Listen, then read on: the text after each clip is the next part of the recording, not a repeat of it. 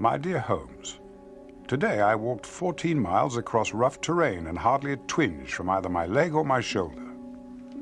The landscape is as handsome as it is reported. I still entertain the hope that I can prevail upon you to join me. I appreciate, of course, that the beauties of nature mean little to you, but I believe you would have found some of the guests at my hotel most intriguing.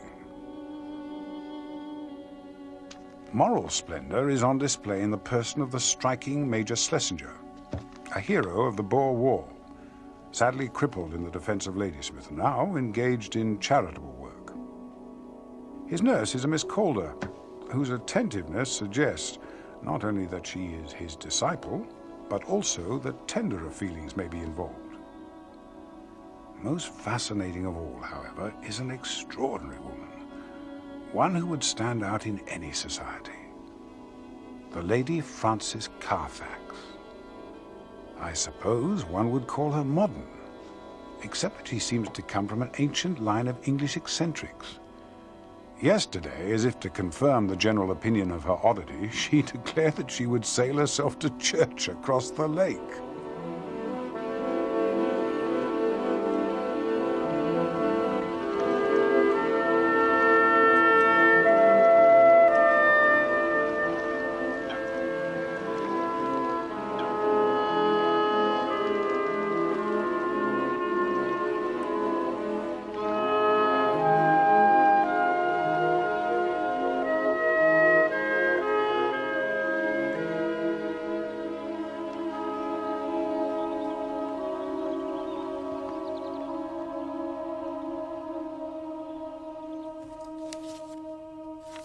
There was much speculation in the hotel carriage as we travelled towards the charming little lakeside chapel about whether Lady Frances would be as good as her word. And those of us foolish enough to doubt her were soon rebuked by the sight of the skiff moored in the shallows and by the stern gaze of its captain when she greeted us within.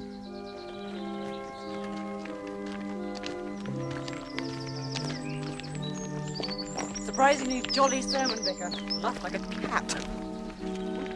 She appears to care not a jot what her fellow guests make of her, and seems quite insensible to the vivid impression she creates wherever she goes.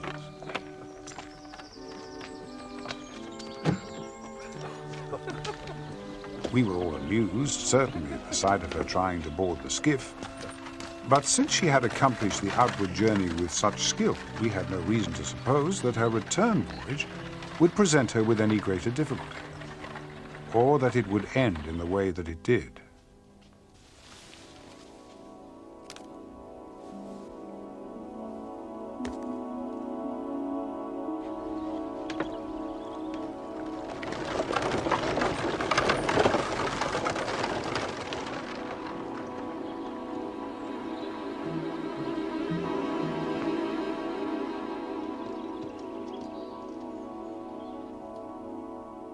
I had decided to walk back across the fell, so I was not amongst those who waited to cheer Lady Frances on her return. I arrived a little later, at exactly the moment when tragedy threatened to strike. Help! Help here! Help! I was helpless, my dear Holmes. Helpless. I have never felt so powerless in my life. As powerless, so I thought, as the old soldier in his wheelchair, who had only been able to shout, it seemed, for help. As with many men, I have noticed a weakness in one part of the body is compensated by great strength elsewhere. Unable to walk, Schlesinger was yet able to swim powerfully with his arms alone.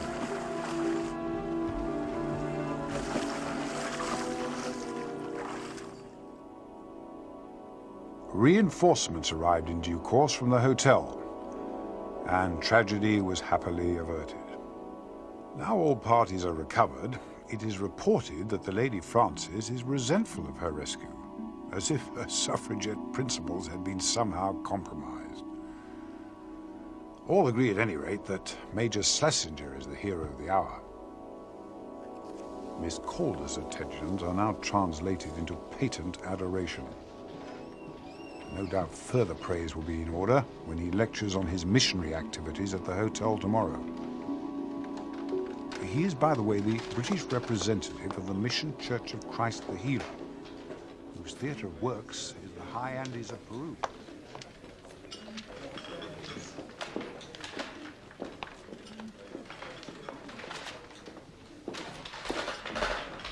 Morning.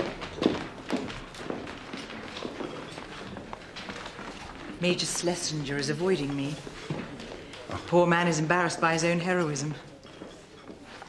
Perhaps he now thinks I'm obliged to contribute to his work. Men have such extraordinary weaknesses. Don't you think? Hmm? Oh, hi. Yes, certainly. We do, of course, I agree. Would you care to take a turn by the lake, Doctor?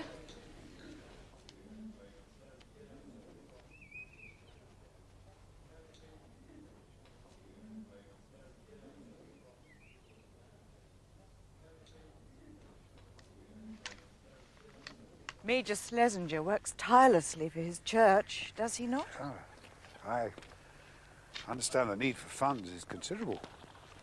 He's lecturing on his cause tomorrow here in the hotel, hoping to raise some money. He'll do well.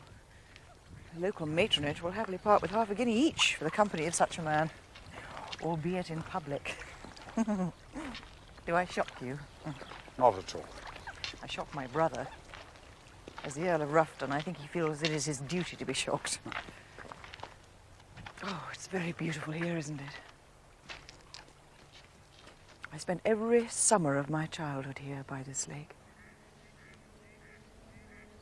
It's very beautiful. It is indeed. He's to visit me tomorrow. Who? My brother. That is duty too, of course. Damn him.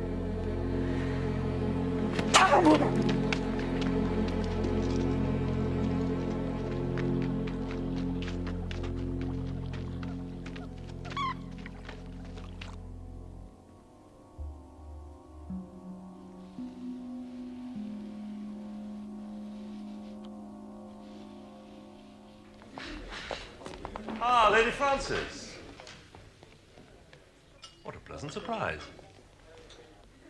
I must confess that her behavior continues to fascinate me. I grant that her reaction to this unknown horseman was extreme, but many of her reactions are. Had she known him, I wonder? What lies in her past to prompt this fear of him? In looking for an explanation, I am placing some hopes in the visit we expect this afternoon from her brother, the Earl of Rufton. By all accounts, his oddities are of an entirely different order from those of his sister. Where she flouts convention, he has raised the conventions of a former era to the status of a faith.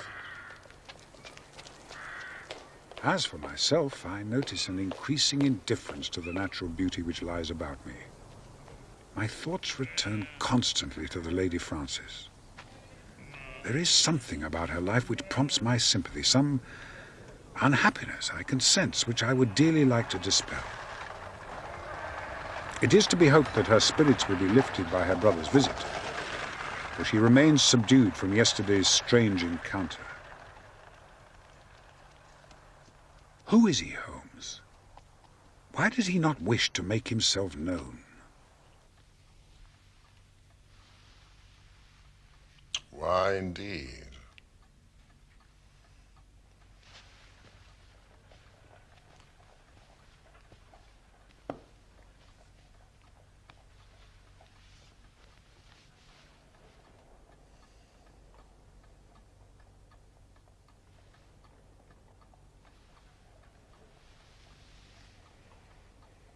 Watson, you're a brick.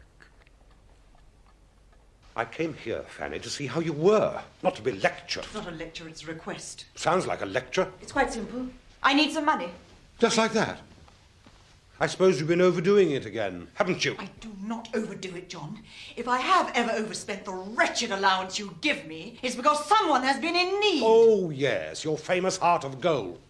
Except that it's my money, and there isn't any. You know perfectly well there isn't. The hall's falling to bits. There's a family of owls in the East Wing, and you think... What is it this time? Helping penniless poets in Islington? You only know how to be cruel, don't you? When have you ever cared for what I want? The last 15 years of my life have been wretched, and now at last I have the chance to make something of it. Doesn't that have any meaning for you?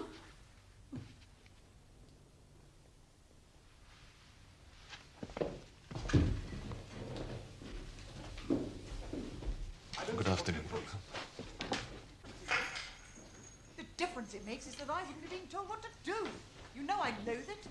The trouble is you won't even take advice, will you? You've been offered everything. You've turned it all down. What have I been offered? Marriage. Good marriages. To be the unpaid slave of a titled yokel who hasn't even read a book, who thinks bark is something terriers do. All right, all right. What have you got against me doing this? What? I want to get out of this miserable mess my life is in. To be my own woman, for God's sake, to fulfill just a portion of my life. Why do you always hold me back? Think of it, John. Think of it. Just one payment. One. You could see the back of me forever. The Mule Express, as we have dubbed it, brings the mail once a month. Letters, of course, and food for the mind from the library of Christ, and medicines for the well-being of my flock, whom you may see here, posing outside the mission below a temporary belfry. When I show you the next picture of a leading member of my congregation, you will understand how the parable of the shepherd and the lost sheep has become transmuted in our teaching into that of the llama herd and the lost llama. And finally, our church. Humble as it is, rough and poor indeed, I'm proud to tell you that the Word of God is preached as fervently within its walls and is as joyously received there as in any great cathedral here at home.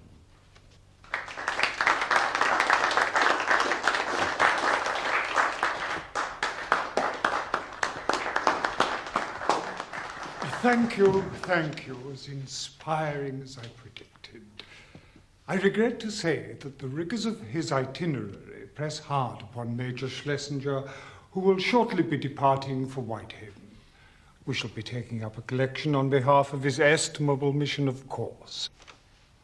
What do you mean? I mean that the remedy lies in your own hands. How? You know how. If you're really serious, you know what to do, damn it. I'm sick of you coming to me with these crackpot notions. You know my responsibilities. If you hadn't thrown away all your chances, you wouldn't be in this position now. Well, I've had enough. You know what you have to do.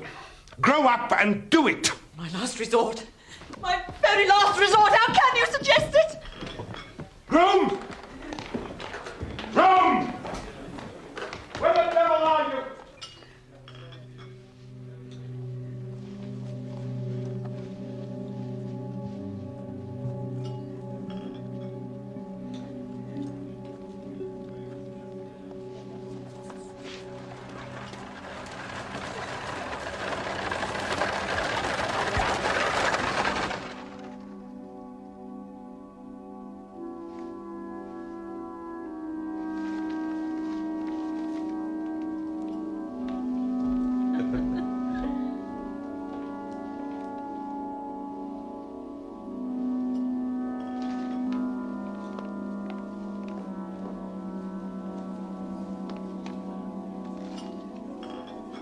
room is Mr. Schlesinger's meeting taking place?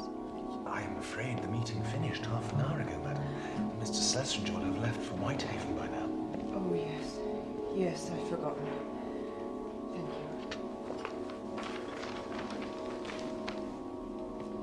you. Lady Frances.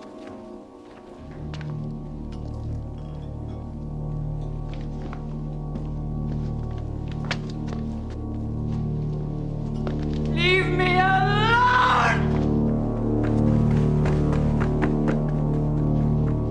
Excuse me. You, sir! I've no doubt you will tell me my fears are unfounded, Holmes. But the repeated appearance of this man has cast a shadow over her life which, try as she might, she cannot lift.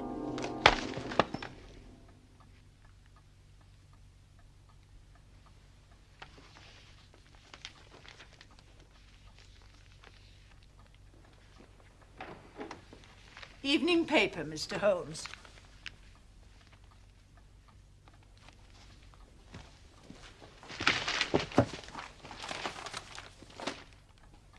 Mrs. Hudson, fetch me a cab!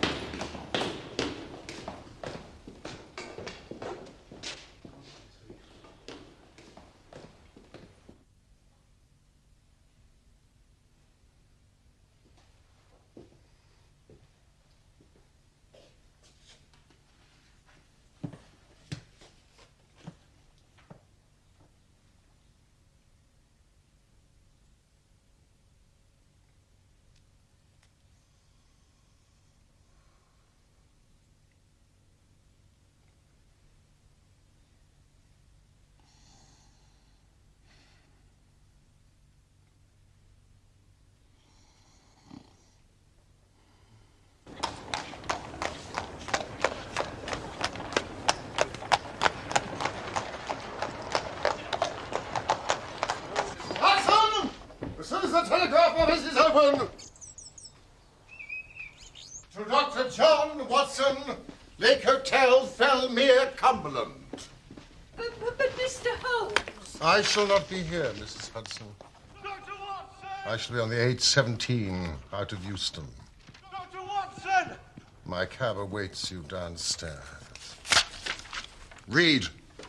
Mr. Holmes. Read. Grave danger, Lady Frances, stop. Never let from sight, stop. On my way, Holmes. How long has this been here?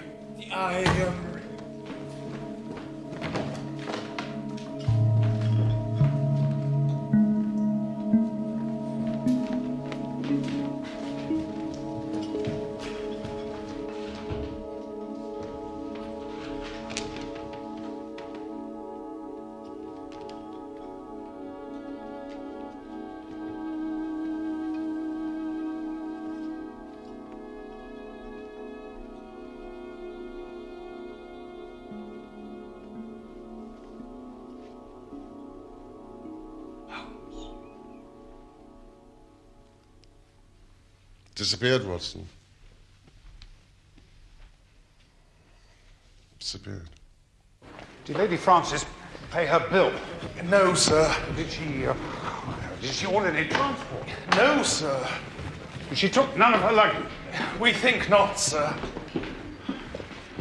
Where's Mr. Holmes? Nothing yet, Holmes. I'm beginning to fear the worst. I blame myself. I knew I should have pursued that fellow. It is a possibility.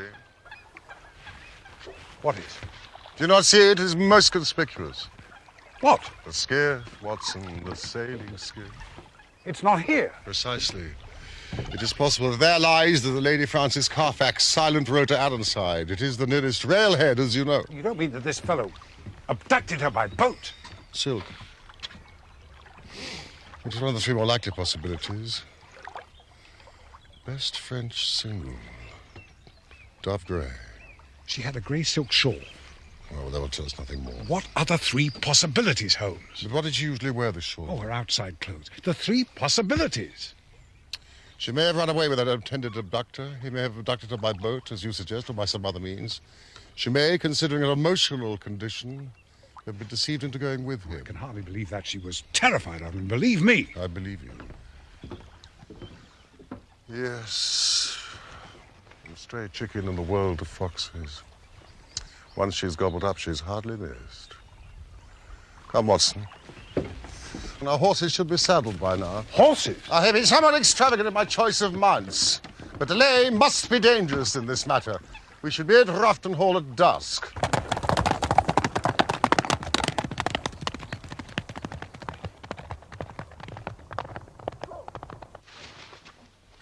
I don't see what possible interest it could have for you, sir.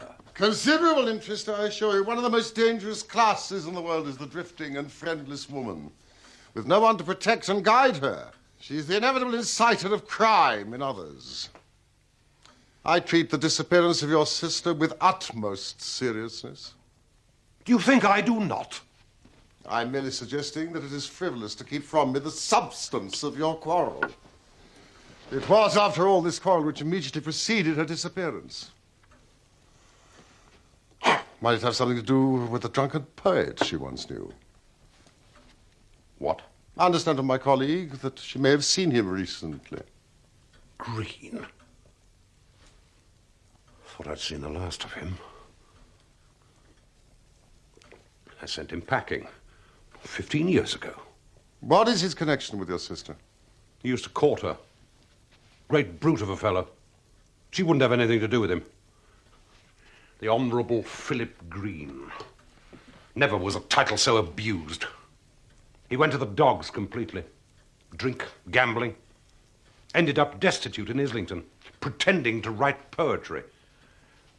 Of course, Francis became interested in him as soon as he lost everything. How did you send him packing? He was a violent fellow, and he drank. I'd heard talk of prosecution, debt, assault. I gave him £100 and bought him a ticket to Australia. Show his face round here, I'll set the dogs on him. Now, your quarrel with your sister. Money. She wanted money. She has none of her own. I make her an allowance out of the estate. It's modest, but you've seen the place. She has no assets herself. Yes. She has. I told her if she wanted money, she could sell this. It's a priceless collection.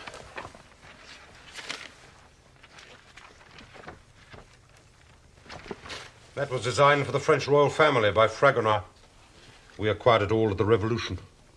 And now it's hers. What I have is owls. Owls in the East Wing. Want to see the owls? Where does she keep them? Does she travel with them? No. But then where are they kept? My lord, your sister has vanished. How and why, we do not know. But I've reason to believe that she is in the gravest danger. Were we to know the whereabouts of the jewelry, we might have some chance of saving her. The Oxford and Lombard Maritime Bank in Pall Mall. Thank you.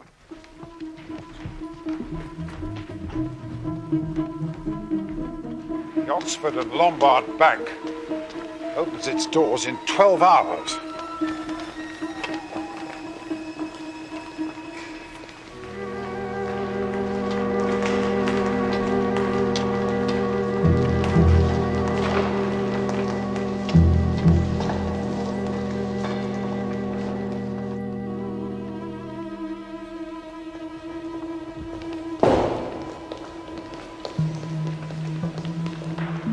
Already have come and gone. Bank's been open for 20 minutes.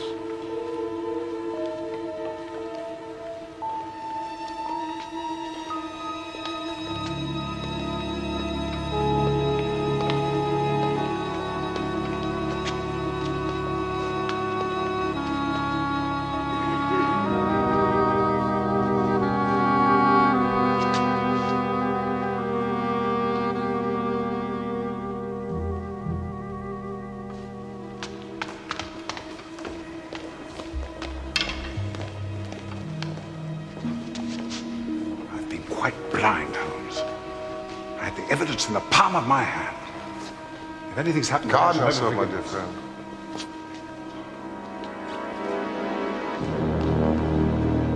Holmes, look. May I help you, sir? Yes, please. I wish to see the manager. Sir Parliament Neil. It's a private matter concerning a family deposit with the bank.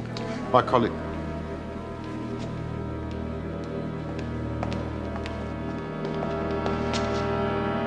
Watson! You, sir. My son? You, sir. What have you done with the Lady Frances Carfax? I insist upon an answer.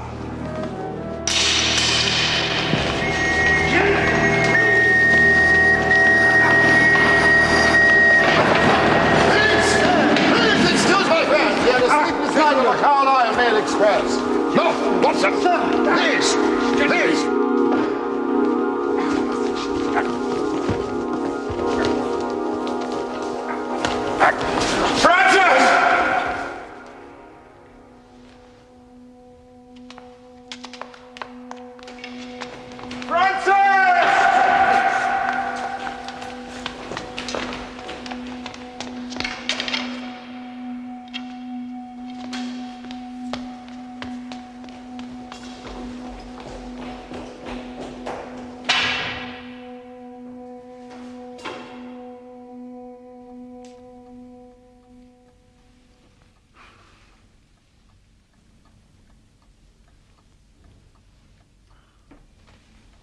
I blame myself. No. You need not. Nevertheless, I do. We all bear equal blame. She's disappeared again, and that is that. It is pointless to dwell on it. Our task now is to find her. Mr. Green, let us go back to that moment by the lake yesterday morning. I was out riding in the dawn, and I saw the skiff sailing across the lake toward Ironside. And you realized that it was the Lady Frances? Yes. Was she alone? Yes. Please continue. I managed to board the same train. I begged her to speak to me. I told her how I'd traveled the world and had become a very rich man. I told her that I'd never stopped loving her, and that she could have whatever she wanted. I can see her now. She sat, saying nothing, smiling like a sphinx. No, she said. She wanted to go her own way. When we got to London, I followed her as best I could, but she seemed determined to be rid of me. I lost her somewhere near Southwark Bridge. Southwark? Oh, that is most interesting. Why? I'm reliably informed that his usual haunts are west of Westminster. Whose haunts? How did you come to be at the bank? I reasoned that she would be needing money while she was in London, and I know the address of the family bank well enough. I had the wild idea of enlisting the manager's help. Do you know where she is, Mr. Holmes?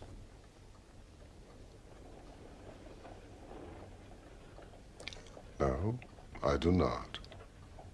Where do you think she is? I believe that through our efforts to save her, we have driven her into the hands of her worst enemy. But we saw her free. My dear Watson, a person may walk over the edge of a cliff because they've been invited to gaze at the moon.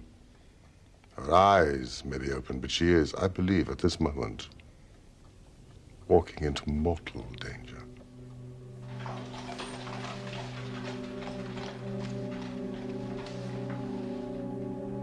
Schlesinger.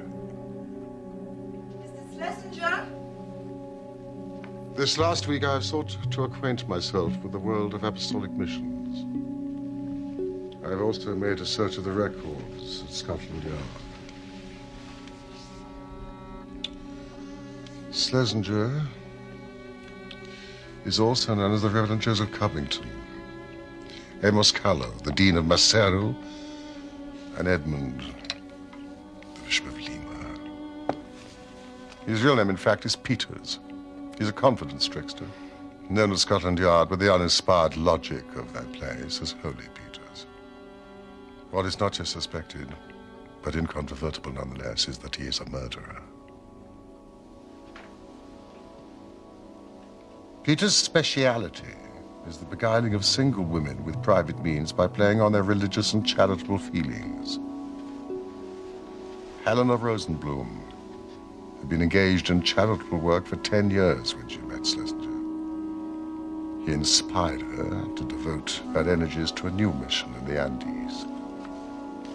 Miss Rosenblum changed her will, said goodbye to her former life, and boarded the SS Almeria at Glasgow, bound for South America. She was lost overboard the first night at sea. The SS Almeria docked at Liverpool for the family to retrieve her effects. Schlesinger also disembarked. He went aground to the Lake District, where he met his next intended victim, the Lady Frances Carfax.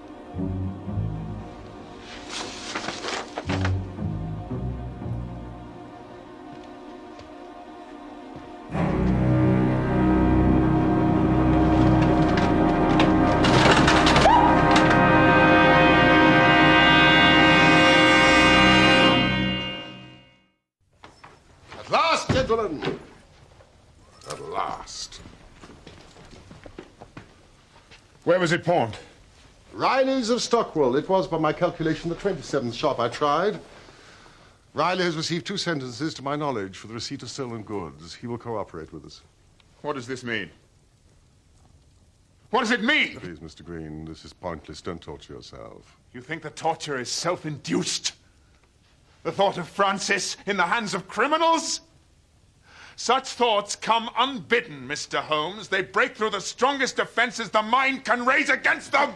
Calm yourself, Mr. Green. Calm yourself. If she's still innocent of Schlesinger's true identity, she may well be safe for a time.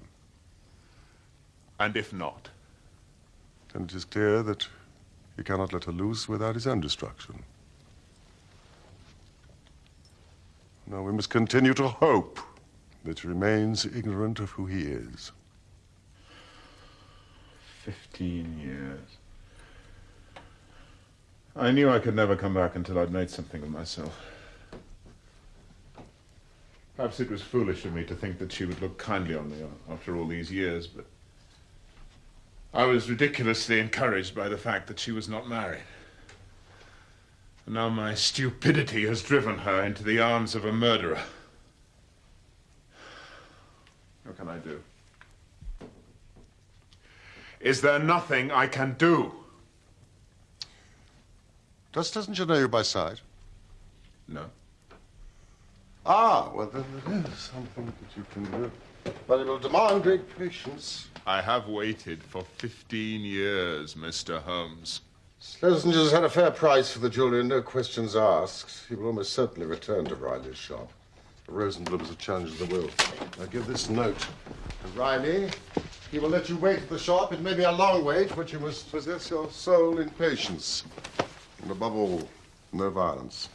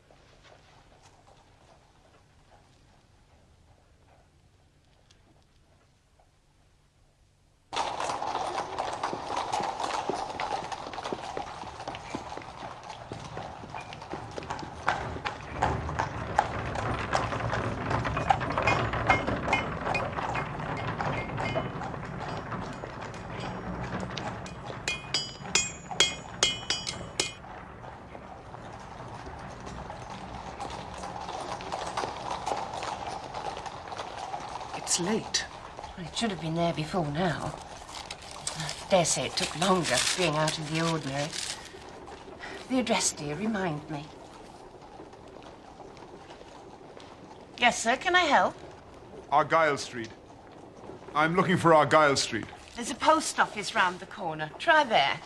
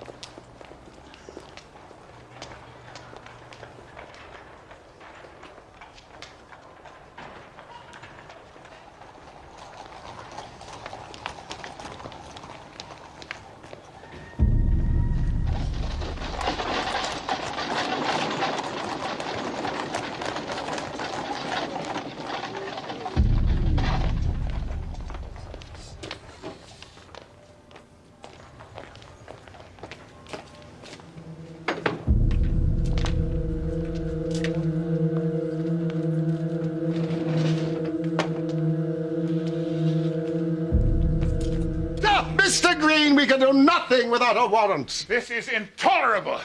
Until we have some wretched signature on a piece of paper, we can do nothing. Meanwhile, these fiends can do with her what they will. Are you certain that you told me every detail? Every detail, I promise. Then take this note to Scotland Yard. They will understand the urgency of it. And I'm to wait there for the warrant. You will not get it today. What? Some delay is inevitable. A magistrate must be found. The process of the law can be encouraged but not goaded. Tomorrow may be too late, for God's sake. Mr. Green, everything that can be done will be done. Go! Tomorrow may indeed be too late. I'm well aware of it. Arm yourself, Watson. We are, as usual, the irregulars and must take our luck together, as we have occasionally done in the past.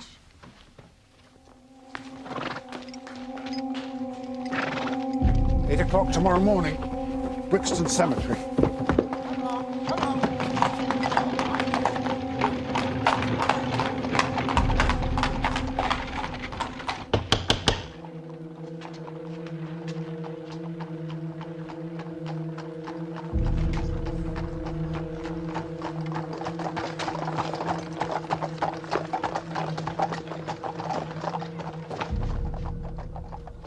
I fancy that you've been misdirected, sir.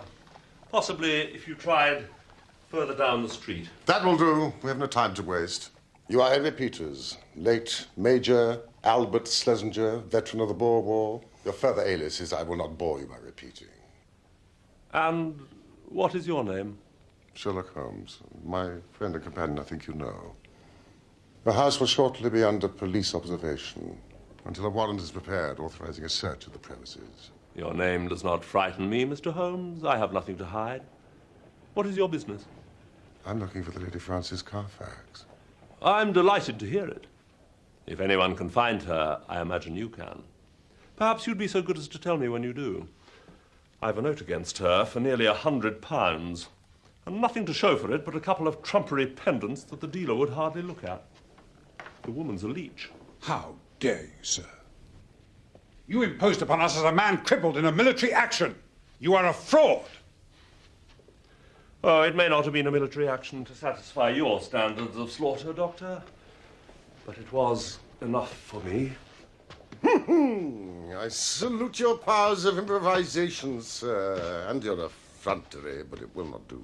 Oh, I'm perfectly serious. You find her, and I'm your debtor. I mean to go through this house until I do. You have a warrant? This will serve until a better one comes. Why, you're a common burglar. And my friend is a dangerous ruffian. Together we mean to go through your house. I'm in no position to stop you. Search where you will. I have nothing to hide.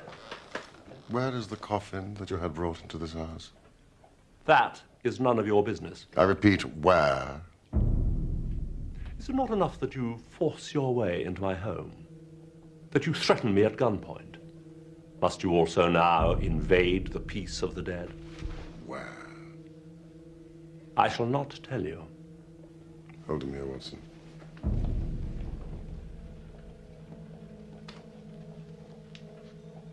I don't believe you'd use that on an unarmed man, Doctor. And in my condition.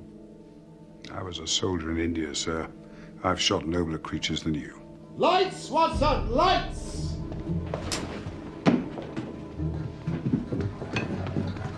I smell formaldehyde and astringent.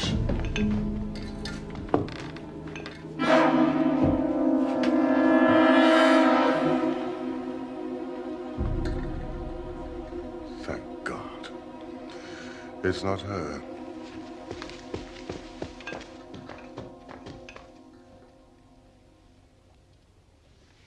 Get them out. You have violated the peace of the dead. You will now leave.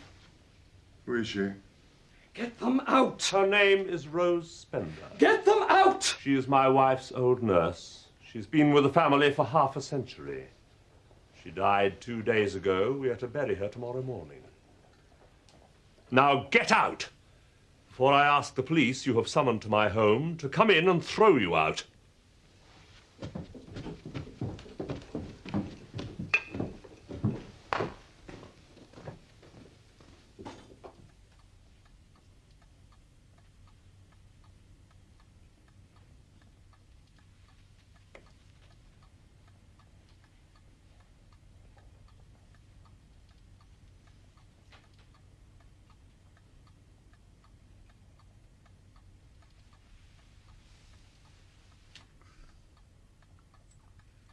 I've been considering the problem, Holmes. It does seem to me that they could not have murdered Lady Frances and thought to have disposed of her body in that coffin. But they would then be faced with burying the old lady.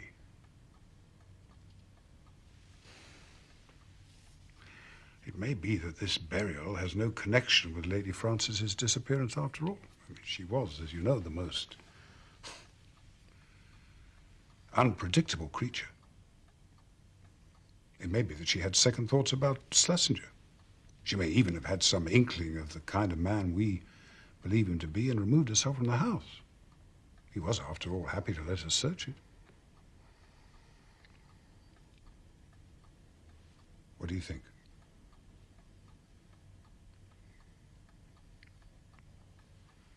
What is your theory, then? I have none.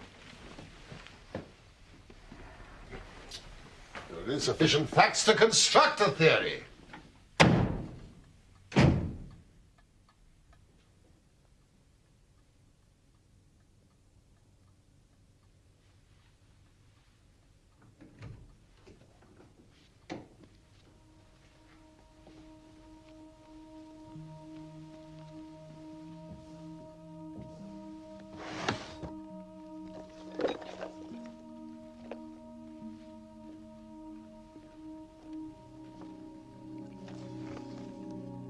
There's something you've overlooked.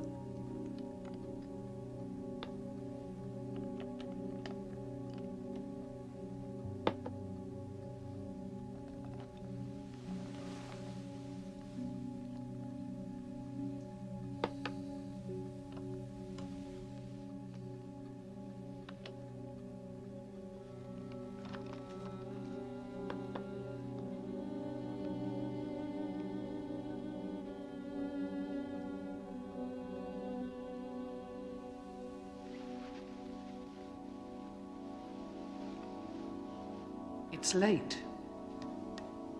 Well, it should have been there before now. Dare say it took longer being out of the ordinary.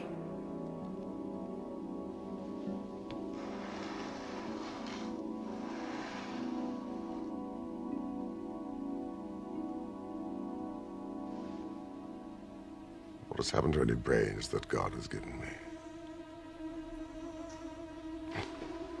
Watson! Quick, man! It's life or death. 100 chances on death and 1 on life.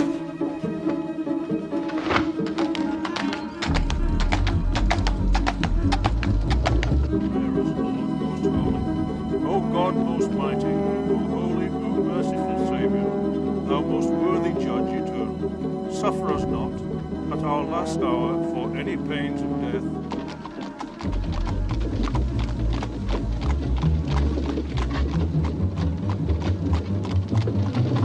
and never continueth in one stay. In the midst of life we are in death. Of whom may we seek for succor, but of thee, O Lord, who for our sins art justly displeased. Yet, O Lord God, most holy, forasmuch as it hath pleased Almighty God of his great mercy to take unto himself the soul of our dear sister here departed, we therefore commit her body to the ground.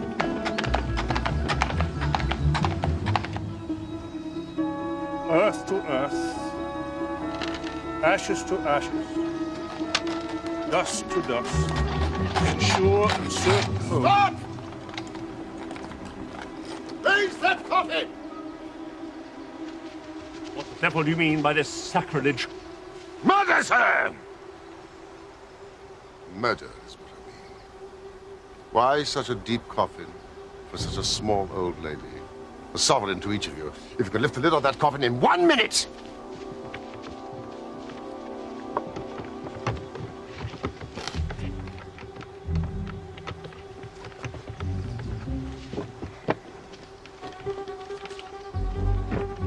Watson!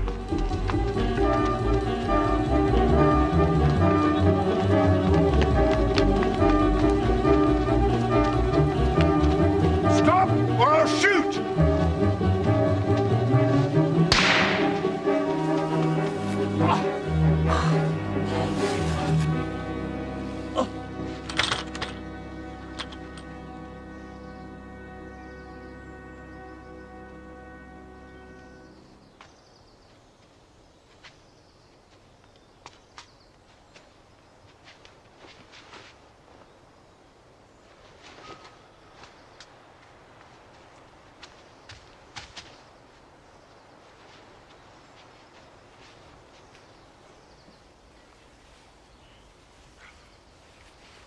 Chloroform.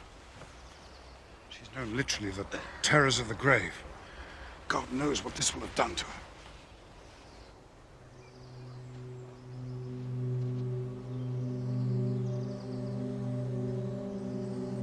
I failed.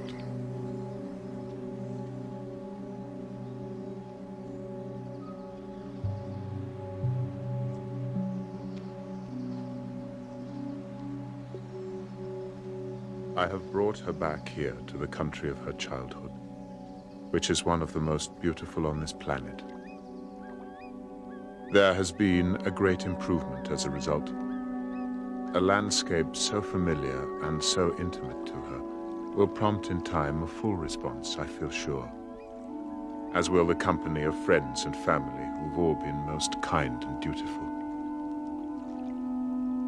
Her poor brother, the Earl, is beside himself with anger at the criminals and with mortification at his having quarreled with Francis before all this happened.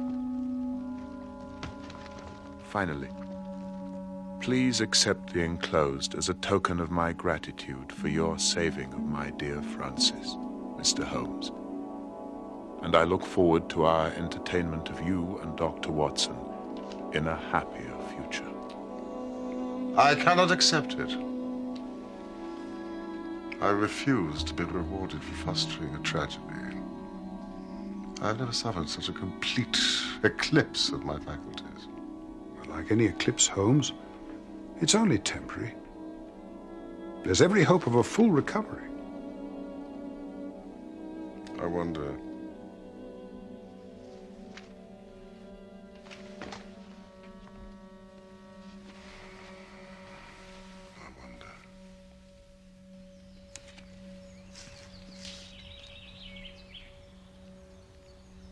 Francis?